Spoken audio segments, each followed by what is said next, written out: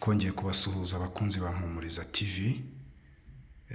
Dushima Imana iduhaye igitondo cyiza cy'umugisha, igitondo kitazagaruka.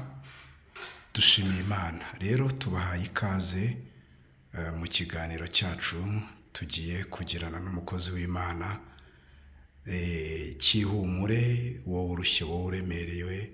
Ndakwifuriza kongera gukurikirana iki kiganiro, kuko uraza guhembukiramo, uraza kongera kubona inkomezi, uraza kongera kumva ijwi ry'Imana rivugana nawe muri uyu mwanya. Ni karibu rero tugiye kwakira umukozi w'Imana twibwira, aduha ikiganiro, anadusengera. Ndakwifuriza kuba kuri iyi cano kugira ngo wumve icyo Imana igushakaho, wumve icyo Imana iri kukubwira. Ni karibu umukozi w'Imana, umwanya n'uwanyu. Murakoze confiance kunyakira kuri Mpumuriza TV. Reka mbanze mbibwire, nitwa Duterangira, ndi umubyeyi wagiriwe ubuntu. Hari ikijya kintungura, umuntu akavuga ukumva umudamu aravuze ngo ndi umugore ufite umugabo umwe. Njye sinjya mbyemera, kuko iyo umugabo afite abagore, nubwo yaba afite abagore 10 mu madini abyemera, abayisilamu turabizi, ariko burya umugore nagira ubuntu, afite umugabo. Imana yatugiriye ubuntu, iduha urubyaro, iduha imbuto z'imibiri yacu. Izina ry'ububyeyi ni mama Iraba. Murakoze rero kunyakira. Reka dusenge twiragiza Imana, hanyuma dukomeze gahunda y'ihumure umunsi wa none Imana yaturemeye. Amen. Data, mu izina rya Yesu Kristo w'i Nazareti, tugushimiye igitondo cya none cy'umugisha, umunsi waturemeye ngo tuwishimiremo. Mwungeri mwiza, turakwiragije, tukuragije abacu bose, tukuragije abarushye n'abaremerewe. Turabakweretse, turakwinginze ngo basange baruhure. Mwami nyir'ihumure, humuriza imitima y'abakurikiye Mpumuriza TV igitondo cya none. Ndakwinginze ngo warebeshe amaso y'imbabazi, ndetse utwagure, utugire bagari.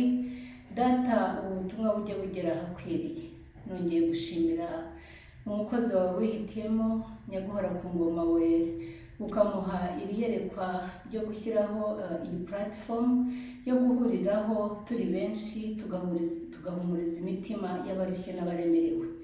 Muhe amavuta rero, mwambike imbaraga, nyaguhora ku ngoma we, gendana nawe muri byose. Ndamukweretse mwungeri mwiza, ndetse n'umuryango we simwibagiwe, n'abakozi ba Mpumuriza TV bose ndabakweretse. Maze uyu mwanya ndi kumwe n'umukozi wawe confiance, nyaguhora ku ngoma we, ndakwinginze ngo ntaba ari twe ahubwo aba ari wowe. Garagara hagati muri twe, Mwami ugira neza, kandi ubutumwa wadushyize ku mutima uyu munsi ntibube ubwacu, bube ubwawe, bube ubw'ihumure ku bari butwumve bose. Mwami ugendane natwe nk'uko tusezeranyije kutazadusiga na hato. Igitondo cya none twizeye kuri kumwe natwe, kuko ari isezerano tugenderamo buri munsi, kandi Mwami dusabye inkomezi zitangwa nawe. Urakoze Kristo, ni mu izina rya Yesu Kristo w'i Nazareti, izina risumba ayandi mazina yose tugusabye twizeye ko twumva kandi dushubije. Amen. Urakoze confiance kunyakira. Ni ukuri abantu benshi bararushye, abantu benshi barananiwe muri iyi si, ariko ndagira ngo mbibutse yuko dufite ihumure rivuga ko turi mu isi y'imiruho, isi y'ibibazo, isi y'imitwaro turemerera, ariko mu ijuru hari Imana ishobora byose. Iyo uyimenye igendana nawe, iyo uyimenye iragushoboza, ikagukorera na bya bintu utakekaga ko yagukorera, ikagendana nawe. Abantu bakubona ugenda warimbye, watunganye, ugenda neza, ariko mu mutima wawe ushira. Ndakubwira yuko igitondo cya none umuntu ukurikiye Mpumuriza TV, ko iyo miruho yose, iyo mibabaro yose ugendana, njyewe inshuti yawe ntamenya, iso atamenya, mama wawe atamenya, umwana wawe atamenya, umugabo wawe atamenya, Imana irayizi. Kandi igihumuriza umutima wawe none umenye neza ko ubwo Imana ibizi, iranabishoboye, niyo yaguha ihumure gusa mu mutima. Wikwizera umwana w'umuntu, n'ijambo ry'Imana rirabitubwira, wizera umwana w'umuntu akagutenguha, akakuba yagufasha ikintu, ariko yagera hirya akakuvuga. Mwene data nkurikiye, ndakubwira igitondo cya none ko Imana si umuntu, Imana ibikuzi gufitiye umugambi. Haleluya. Igitondo cya none rero ndakwinginze, wowe urushye, wowe uremerewe, ni ukuri turiza mu Mana. Menya ko Imana ishobora byose, menya ko Imana ikubereye maso, uyizere kandi ntizagutenguha. Ikiganiro cya none rero nagihaye umutwe w'amagambo uvuga ngo umurwaza n'umurwayi. Umurwaza n'umurwayi ni bantu ki? Umurwayi se wa muntu uri mu bitaro, uri kuri serumu, wabajyanye muri siyeta kumubaga, si wa wundi urwaye uri mu buriri, si wa wundi uri kuri serumu. Oya, uwo ni umurwayi pe, ni nacyo kimenyetso cy'abarwayi. Ariko natwe turi abarwayi mu bugingo. Nawe witwa muzima uri umurwayi. Ariko iyo wizeye Imana, iyo utegereje iyo wizeye Imana ukayihanga amaso, ukayereka wowe urwaye mu bugingo, iragusanga ikakuruhura, ikagukiza ubwo burwayi. Iyo abarwayi rero baratandukanye. Hariho abarwayi barwaye kansa, barwaye diyabete, barwaye malariya, barwaye covid, barwaye ibintu byinshi bitandukanye kuri iyi si. Ni kimwe rero nuko abarwaza bameze. Abarwaza, umurwayi ameze nk'ubwo burwayi. Sore nari mbivuze nabi. Umurwayi, hari umurwayi ugorana, hari umurwayi uvuga ati mbese ubundi ndakora icyangaha. Umuganga ntazanira umuti, umuganga ntanyitayeho, umuganga akaba umuganga. Umurwaza nzanira iki, waba utinzeho gato ati nta nubwo nyitayeho. Umurwaza icyo gihe agacika intege. Ariko ndakwinginze, we murwaza urwaje bene uwo murwayi, ihangane, menya ko atari we nawe n'umubiri urimo kumugerageza. Muhe agaciro k'umwanya arimo, ahubwo utabaza ijuru iguha imbaraga zo kumva ko ababajwe n'umubiri, umwakira uko ameze, ukora ibishoboka kubimukorera, ubimukorera uko abyifuza, ntucike intege, ntutentebuke. Ndakwinginze igitondo cya none, wowe muntu w'Imana nkurikiye, ngo wicike intege, komerera muri Kristo Yesu. Wowe urwaje umuntu, erega abarwayi Yesu we, abarwayi dufite benshi. Dufite abarwayi bo mu ngo, ibigeragezo ni uburwayi. Ukagira umwana akakubera ikigeragezo, umugabo se akakubera ikigeragezo, umuturanyi akakubera ikigeragezo. Ubwo ni uburwayi bwo mu mwuka cyangwa mu bugingo. Ariko iyo wizeye Imana, ugatabaza Imana ishobora byose, Imana iragusanga ikaguhumuriza, Imana iragusanga ikagutura iyo mutwaro, nk'uko ijambo ryayo rivuga ngo yemwe abarushye n'abaremerewe, munsange ndabaruhura. Igitondo cya none, wowe urushye, wowe urwaye mu bugingo, wowe ufite ikibazo runaka kikuremereye, ndakwinginze ngo kereke Imana. Nta kinanira Imana, ahubwo wowe kutayisobanukirwa nicyo kibazo ufite, ni nayo mpamvu uremerewe. Ariko iyo umaze kubimenya, ukabyereka Imana, ugatabaza Imana, ukayereka ko ntacyo ushoboye, uri ubusa imbere y'ibyo bibazo, Imana yari byose muri byose, iragusanga ikagutabara kandi ikakuruhuka, ugahumuriza umutima. Reka rero turebe ijambo dusanga muri Yohana 14 igice cyaho cya 12. Dusome mu izina rya Yesu.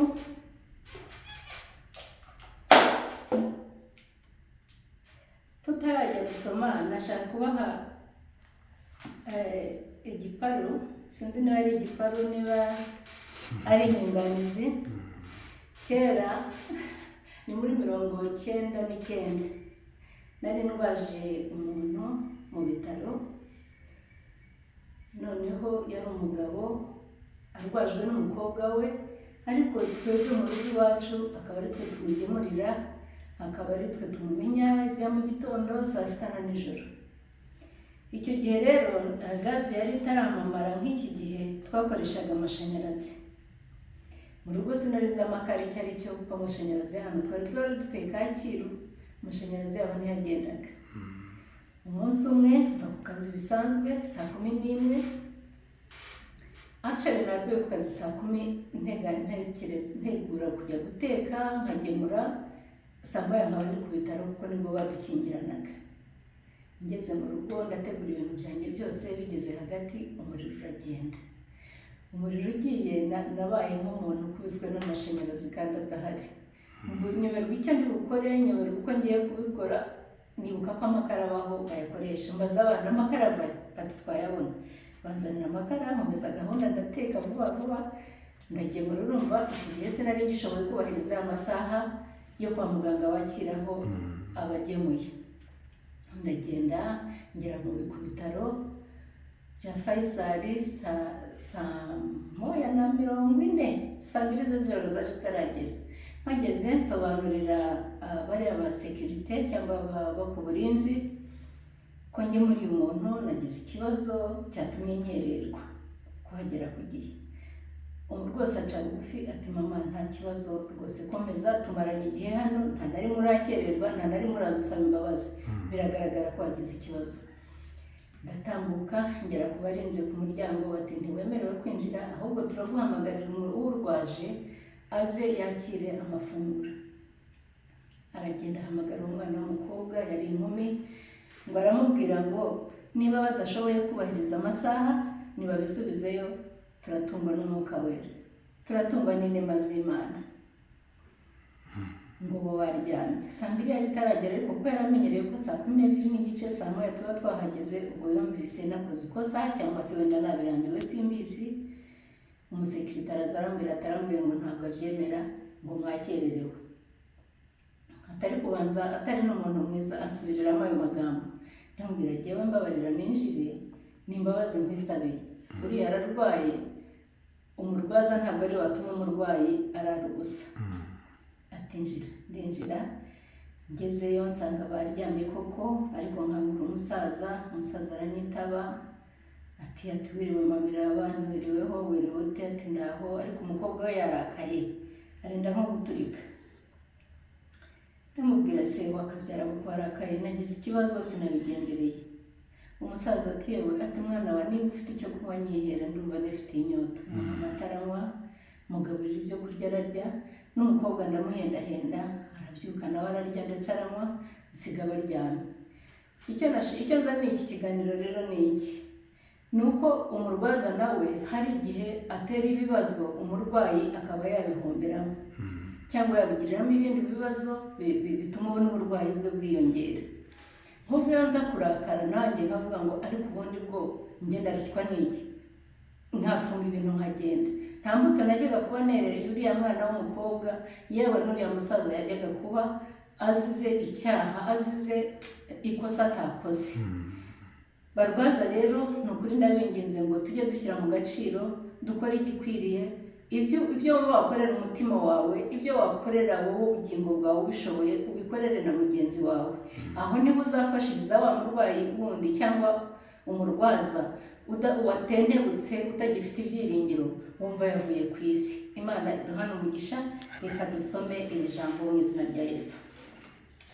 Iri jambo rero tugiye kurisoma turikuye mu gitabo, mu butumwa bwiza bwanditswe na Yohana, igice cya 14, umurongo wa 12 gusa.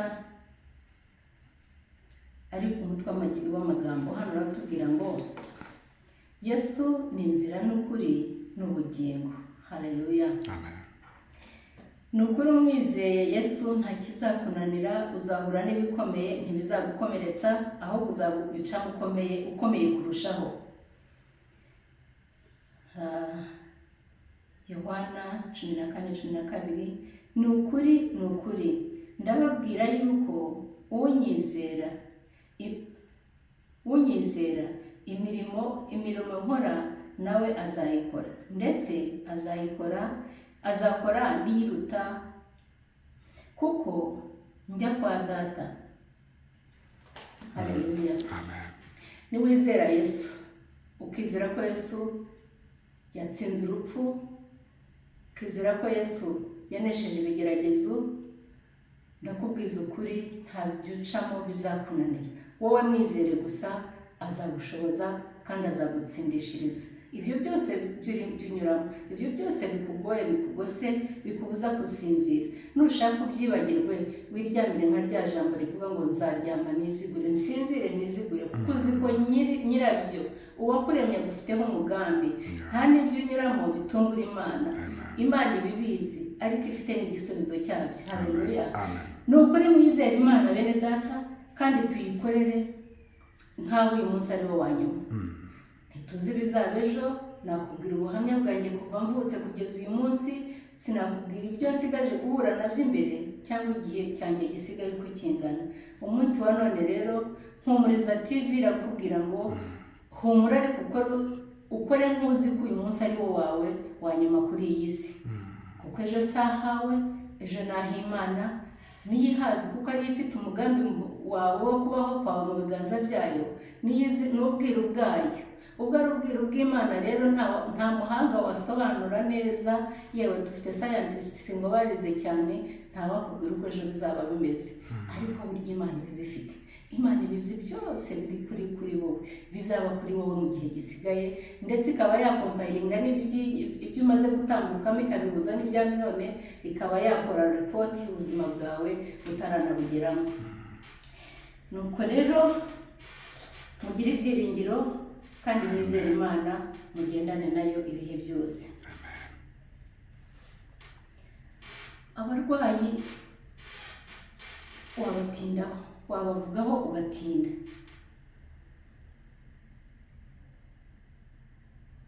Ariko iyo wasobanukiwe neza ko ufite umukunzi, ko ufite Imana, ko ufite Yesu muri wowe ushobora byose, urarwaza neza umurwayi wawe, nawe anezerwe, ye gucika intege.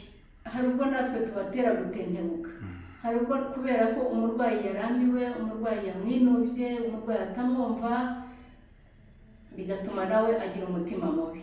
Noneho yashyiraho na bwa bubabare bw'umubiri we, bigatuma ababara kurushaho, akababara mu mutima, akababara mu mubiri, akababara mu bitekerezo, akaremba, cyangwa akaba yanapfa na mbere y'igihe, kuko wowe umurwaza utamuhaye ibyiringiro byo kubaho. Ariko numuha ibyiringiro byo kubaho, ntazakugora mu kurwara kwe, kandi nabyo bizamubera umuti wa mbere muri bwa burwayi afite, bitume anagira koroherwa muri we, ashobozwe, agira imbaraga na bwa bugwaneza wamugejejeho.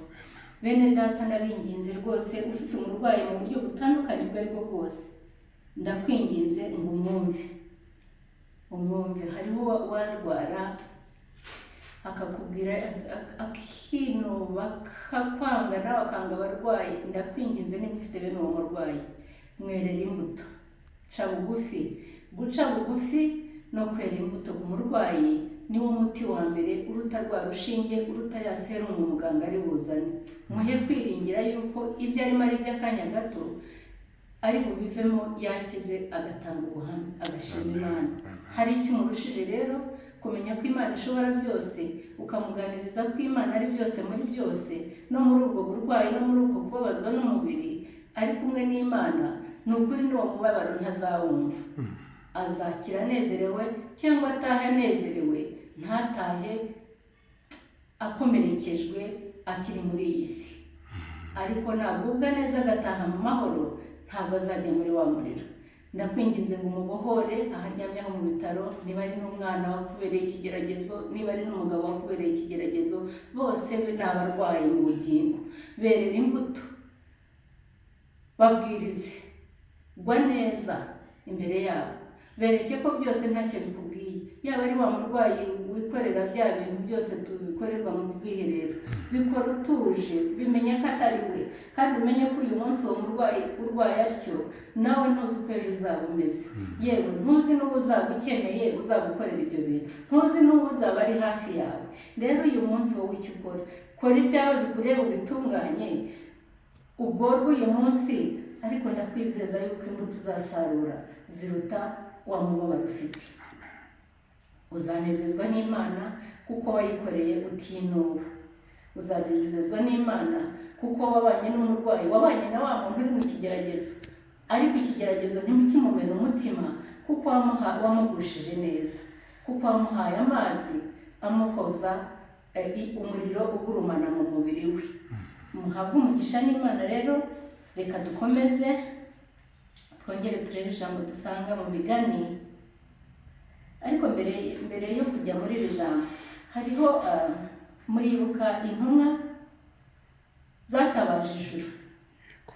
Intumwa zitabaza ijuru maze bashyira hamwe imitima barasenga, bajya mu bumwe barasenga. Muri kwa gusenga havuyemo imbaraga zikiza ibirema, birahaguruka biragenda. Haleluya. Maze abatazi Imana bamenya Imana, bahimbaza Imana kuvuga. Abarwayi uburwayi butandukanye, ijambo riratubwira ngo bose barakira. Bakira mu buryo bwo mu mubiri ndetse n'ubwo mu mwuka. Ijuru rinezezwa nuko kwa gushyira hamwe kw'intumwa kwatabaje ijuru. Iyo utabaje ijuru ribana nawe rero. Iyo utabaje Imana iragusanga, ariko ntizagusanga utayitabaje. Nutabaza Imana ikagusanga ikabana nawe, ndakubwiza ukuri yuko ibyo uzasaba byose wizeye uzabihabwa kandi uzabibona. Ni nako ijambo rye ritubwira. Nuko rero dukomere twizere Imana, tutabaza ijuru. Ijuru riratabara bene data. Ijuru Imana irigaragaza. Ijuru riritamburura, Imana ikagaragara. Imana ikagushoboza, Imana ikagukorera ibyo utakekaga. Imana ikaba Imana muri byose muri wowe, iyo wagiriye ubuntu bwo kuyimenya. Iyo ugiriye ubuntu bwo kumenya Imana, nta kikugora. Yewe urushye n'uremerewe, niba waranabivuyemo watentebutse ukava mu kwizera, ndakwinginze ngo garuka imbere y'Imana. Garuka mu Mana, garuka usenge. Imana irakumva kandi Imana iragufasha. Imana irabana nawe, nta kinanira Imana. Ibyo unyuramo ni by'akanya gato gusa. Icyo musabye ni ugusanga Imana, ukayiyereka, ukayikomereramo, ukayereka ko we ntacyo ushoboye. Nk'uko twatangiye tuvuga, muri yo harimo byose. Harimo ubushobozi, harimo ubutunzi, harimo gukiza uburwayi, harimo n'ibindi tutavugira hano, ariko mwese muzi. Kadusomere ijambo dusanga mu Migani, igice ni icya 16, umurongo wa 3. Umurongo wa 3.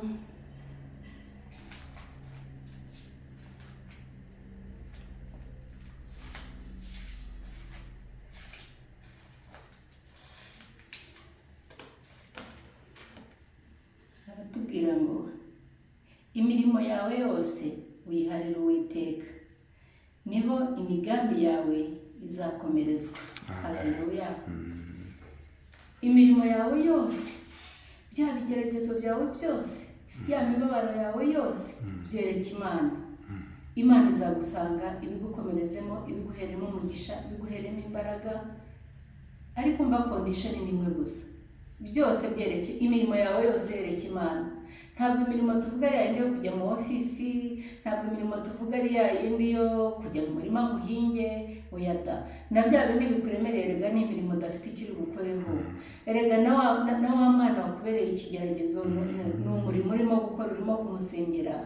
Erega mwana w'Imana, wowe uteze amatwi Impumuriza TV, bya bindi byose unyuramo, hari ibyo urimo gutegura imbere yawe. Iyo bari n'urugendo ukibaza ngo uzakura hehe itike, nawe ni umurimo urimo uraho. Icyo utekerezaho cyose uburyo wakigeraho kiba ari umurimo. Rero iyo mirimo yawe yose ikubiye mu mutima wawe, iyo mirimo yose wumva ikuremereye, iyo mirimo yose umunsi ku wundi umuntu hari ibyo aba yifuza. Burya ibyo wifuza bituruka mu mirimo. Ibyo byose rero byereka Imana, niyo yonyine iri bubikugirire neza, nibwo uri bubishobore. Ni ukuri mureke twongere twumvire ijambo. Imirimo yawe yose uyiharire Uwiteka. Ese utayihariye Uwiteka wagira uti ntabyo wakora Uwiteka atakoze. Utayihariye Uwiteka wagera kuki? Ntacyo wageraho. Ariko wayihariye Uwiteka ukabyibutsa gusa nk'uko ijambo ritubwiye mu kanya, ugasenga, ukizera, ubundi ukabiharira Imana, irabikora ikakunezeza. Imirimo yawe yose uyiharire Uwiteka, yaba no kurwaza abo bantu bari mu bitaro batandukanye, uburwayi butandukanye, cyangwa no mu rugo, byose bikubiriye hamwe biharira Imana, niho imigambi yawe izakomezwa. Haleluya. Imigambi yawe ntizacogora imbere y'Imana. Imigambi yawe ntabwo izaburirwa ibisubizo imbere y'Imana, kuko wabihaye Imana, kandi Imana ari nyiri ibintu, Imana ari nyiri ibihe. haleluya. amen. Sinshaka kuza kubatwarira igihe kinini, reka turebe ijambo dusanga muri Yesaya 41:10. 41 umurongo w'10 gusa. Njya mbwira abantu rero, ntabwo amagambo muri Bibiliya umuntu ashobora kurizana ukumva ni ibisanzwe, ariko jyewe rimbere arishya buri munsi uko ndisubiyemo, rimbere arishya kandi rikamfasha. Kimwe n'aya magambo twasomye n'andi turi busome, ni ukuri uraza gusanga hari ubwo wayumvise warayasomye unayagenderamo, ariko buri munsi ijambo ry'Imana riba rishya. Ribaye rishya muri twebwe rero, umva n'icyo Imana itwifuzaho. Dusome mu izina rya Yesu. Umutwe w'amagambo aravuga ngo gukomera kw'Imana ni intege nke z'abantu. Sinzi niba ku kantu mukumvise. Gukomera kw'Imana, kuko utazi gukomera kw'Imana, kuko utazi uko Imana ikora, kuko utazi imigambi yawe Imana igufitiye, ugira intege wenda ukanatentebuka, cyane cyane no ku batazi Imana noneho, kuko utazi n'aho werekeza ugira intege nkeya muri bya bigeragezo, kuko utazi ko hari nyirabyo uri bubigushoboze. Reka rero dusome mu izina rya Yesu. Yesaya 41 umurongo wa 10. Ntutinye kuko ndi kumwe nawe, amen. ntukihebe kuko ndi Imana yawe, nzajya ngukomeza. Ni koko nzajya ngukomeza, haleluya. nzajya ngutabara, kandi nzajya nkuramiza ukuboko kw'iburyo, ariko gukiranuka kwanjye. Muri ibyo byose rero izera Imana. Iri jambo rikubwiye ngo Imana ukuboko kwayo kw'iburyo kuri hafi yawe kugutabara, kurakwegereye kugutabara, kurakwegereye kurwanya ibikurwanya, kuri hafi yawe kuruta uko umwambaro wambaye uri ku mubiri wawe. Uko niko gutabarwa kw'Imana kuri muri wowe. Icyo Imana igusaba ni ukubimenya gusa, ukamenya ubwiru bwayo, ukagendera mu nzira yayo ukiranuka, ukamenya ko kubaho kwawe we nta mugambi wabigizemo. Erega wisanze kuri iyi si, nubwo hari abakubyaye bakagukuza ari bo babyeyi bawe, ariko nabo ubwabo ntibazi ubwiru bw'Imana igufiteho, ntibazi umugambi Imana igufiteho. Niyo mpamvu uyu munsi ijambo rya none rikubwira ngo ukuboko kw'Imana kw'iburyo kuri iruhande rwawe. Kuva cya gihe uri mu bitekerezo byayo, muri ya mezi 9 mu nda, muri wa munsi wo kuvuka, ndetse no kubaho kwawe, urwo rugendo rwawe rwose Imana irarufite. Umva ikinejeje umutima, ukuboko kwayo kw'iburyo kuri wowe. Imana irakwegereye cyane kuruta umwambaro wambaye. Haleluya. Imana iri muri wowe ibihe byose, ibyo unyuramo n'iby'akanya gato. Yizere, uyitabaze, iragutabara kandi irakunezeza. Bene data, mureke twizere Imana nk'uko ijambo ryayo ritubwira umunsi wa none, ko Imana iri hafi yacu. Ukuboko kwayo guhora kuri twe, iturwanirira, itanga ingabo nyinshi zigapfa ku bwacu, yewe iturenza intambara nyinshi, iraturwanirira ntitubimenye, ariko tugira ubuntu bwo kubimenya, tukamenya ko izo ntambara tunyuramo atari izacu, zifite nyirazo zazirwana, kandi igihe gikwiye izagutsindishiriza, ndetse ukanezerwa, ugatanga amashimwe imbere y'Imana, ugatanga ubuhamya ko bya bindi wabinyuzemo. Nyamara iyo ushyize ku munzani, ntushobora kubona n'akantu na gato wakoze kugira ngo ibyo bintu binyuremo, uretse kwizera Imana gusa. Imana rero igufitiye byose, yizere kandi uyikomereho, nayo izagukomeraho. Tugiye kongera kureba ijambo dusanga mu Bafilipi 4:12 gusa na 13. Abafilipi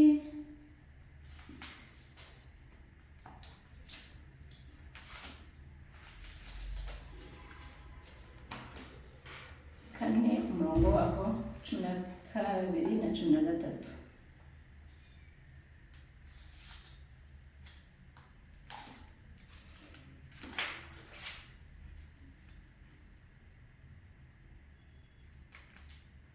Haleluya. Nzi gucishwa bugufi, nzi no kwigira ibisiga, naho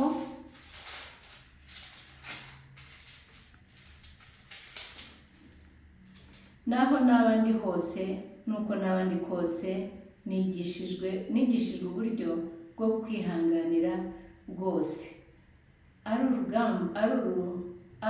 uguhaga, ari ugusonza, ari ukugira ibisaga cyangwa gukena. Muri ibyo byose kumva ari bwa burwayi, ari bwa bukene, ari bwa bwambarabusa,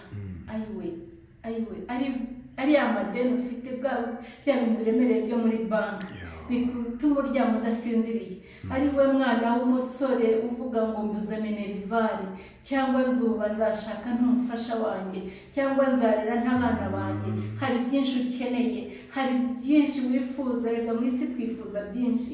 Wifuza n'inzu yawe, wifuza ubutunzi buzatuma abana bawe banezerwa, ukifuza ibizatuma umufasha wawe anezerwa. Ariko umvira ijambo icyo rikubwira. Muri ibyo byose, muri kwa gukena kwawe, muri kwa kurwara kwawe, Yesu wagucunguje umusaraba ukomeye arahari kandi azagushoboza. Azabigukorera nagutungure. Kubera iki? Reka dusome umurongo waho wa 13 twumve icyo hatubwira. Nshobozwa byose na Kristo imbaraga. Muri ibyo byose nyuramo rero, iyo ufite Kristo ugenda nk'uko umuntu wari wabona inyoni igenda ku mazi, ubinyuramo wigendera uko ushaka utuje, kuko si ibyawe. Hari nyirabyo urimo kugushoboza, hari nyirabyo uri hafi yawe kuruta umwambaro wambaye. Erega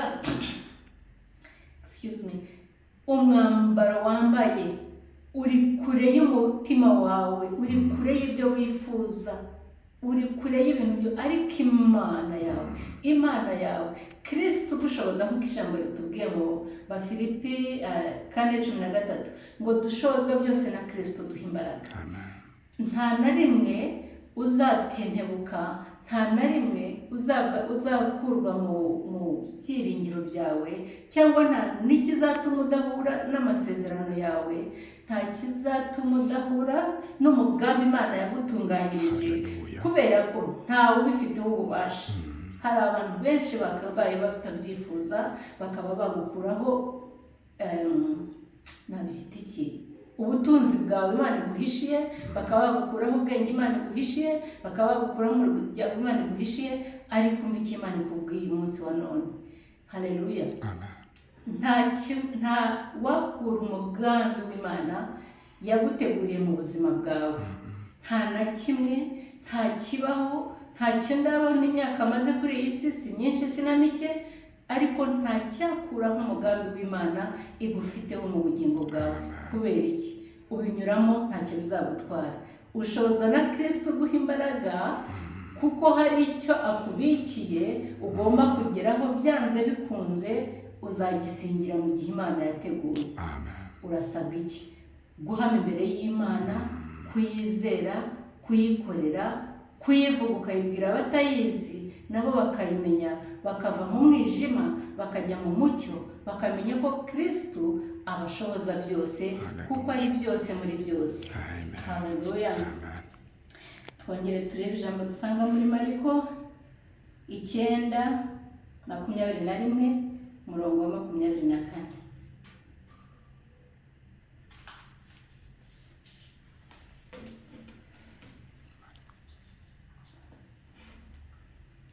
Mariko 9:21.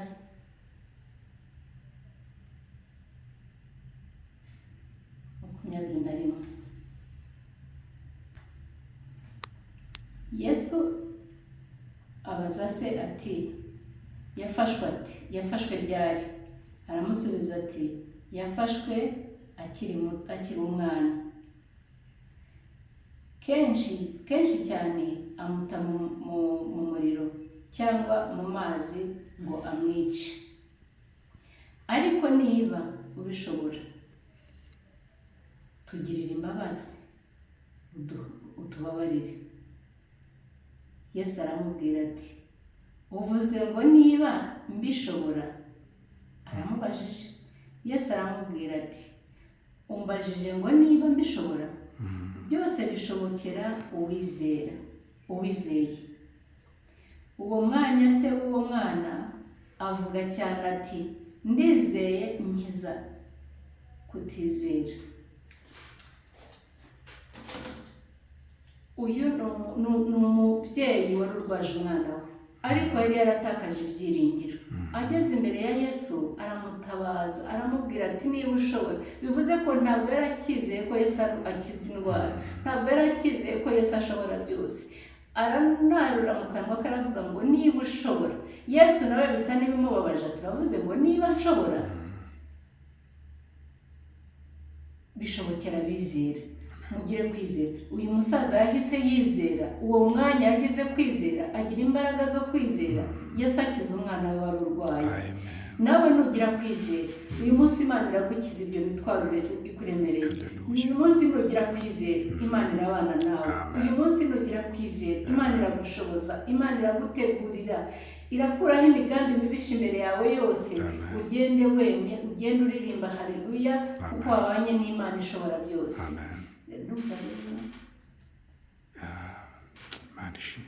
Ndashima uyu mwanya tumaranye. Ni ukuri abarwayi, abarwaza, twese turarwaye mu bugingo. Imana itugirire neza, iduhe kuyizera no kuyiringira, kugira ngo dushobore kunesha urugamba turimo muri iyi si. Atari Imana yonyine ntaho twaba turi, atari Imana ntacyo twashobora. Yewe ari nawe utarwaje ariko ukaba ufite umubiri ntiwashobora kuwujera. Ariko iyo ugize kwizera ukagira Imana hafi yawe, wiheraho wijera ugashobora kujera n'abandi, ndetse ukababwiriza n'ubutumwa bwiza bakava mu mwijima bakajya mu mucyo. Uyu munsi rero Mpumuriza TV ikuzaniye ihumure rivuga ngo izere gusa, ibindi byose Imana irabigukorera. Ugira amahoro yo mu mutima, uhumurizwe n'Imana igira neza kandi ishobora byose. Imana igira neza rero iduhana umugisha. Mwakoze kuduha umwanya wanyu, mwakoze kudukurikira. Ni ukuri naho utaha mugirirwe neza n'Uwiteka. Amen. Shimira Imana. Data mu izina rya Yesu turagushimye, turaguhimbaje umwanya wawe nk'uyu tumaranye na mugaragu wawe. Data ugira neza, turagushimiye ko wagaragaye hagati muri twe. Tugushimiye ko nta kirogoya yose yikubise hagati yacu. Twatangiranye nawe, uduhaye gusozanya nawe. Turanakwiragije no mu bihe biri imbere nyaguhora ku ngoma we. Twongeye gusaba abarushye n'abaremerewe bose. Data ngo basange baruhure, ubahe ihumure ryo mu mutima, maze nyaguhora ku ngoma we gukomera kwawe kwamamare mu bana bawe.